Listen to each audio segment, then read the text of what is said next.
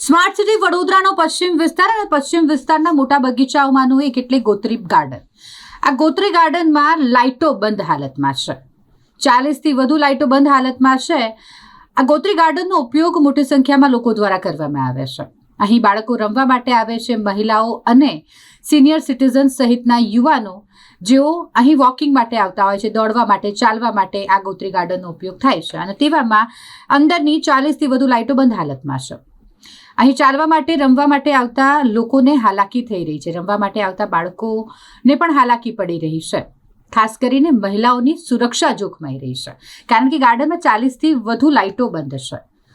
તંત્ર આ મામલે કાર્યવાહી કરશે તે જોવું રહ્યું, કારણ કે અત્યારે તો કાર્યવાહી નથી થઈ રહી. ઘણા સમયથી આ લાઇટો બંધ છે. 40થી વધુ લાઇટો બંધ હોય, લોકોને હાલાકી પડતી હોય ને તેવામાં તંત્ર દ્વારા કોઈ પણ પ્રકારની કામગીરી નથી કરવામાં આવી રહી. એટલે લોકો વચ્ચે ચર્ચાઈ રહ્યું છે કે તંત્ર ચોક્કસ કોઈ અનિચ્છનીય બનાવ બને તેની રાહ જોઈ રહ્યું છે.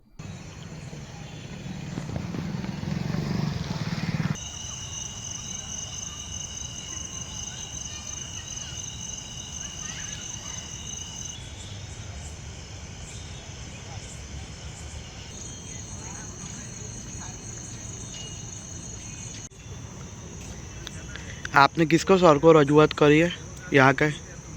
हमने तो सर बूढ़ा सर से बोलते हैं और वो किनको बोलते हैं वो मुझे पता नहीं है सर। ऐसा है जी। कि और ये लाइटें कितने टाइम से बंद है? ये करीब ये बरसात से के पास से बंद है ये। ऐसा है जी। और टोटल कितनी लाइटें बंद होगी यहाँ पे? ये करीब 43 लाइटें बंद है ये। ऐसा जी।